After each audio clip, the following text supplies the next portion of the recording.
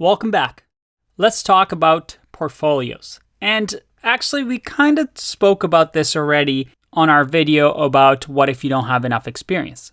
So I'm just going to go over a few things. So I recommend you make sure you watch that video first. Otherwise, let's just recap what a portfolio should be.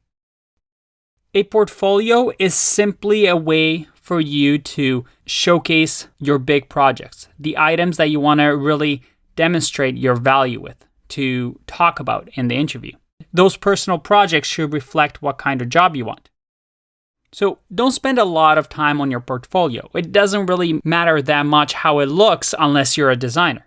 Using a free resource like the one I showed you that gives you free templates where you can list your projects is enough for you to just have an online link on your resume and for recruiters to possibly see that you have some sort of an online presence. So using something like this or Creative Tim is a great way to just speed up that process. Remember, the projects inside this portfolio is what matters most. You just need to have 1 to 2 big projects you really care about.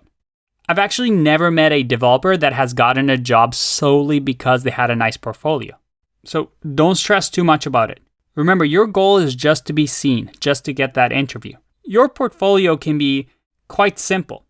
You just want to make sure that it looks somewhat nice and that it also loads up fast. And you just need a place to showcase your main projects.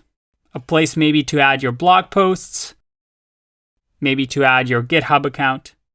And I'll leave a nice resource for you for some of the best portfolio websites, but they all pretty much look the same. A little About Me section, links to GitHub and blog posts, and just a list of your projects.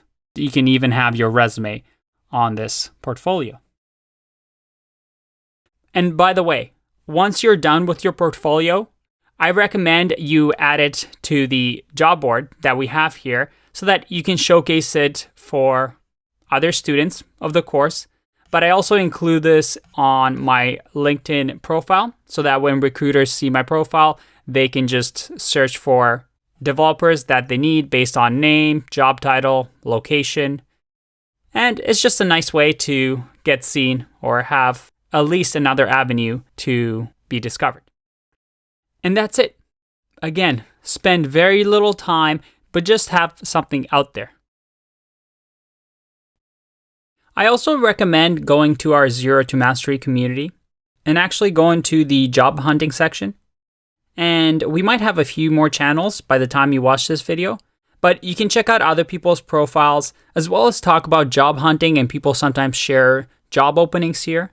This is a great place to ask for help, get tips, and maybe help out community members as well as we all try and get that dream job.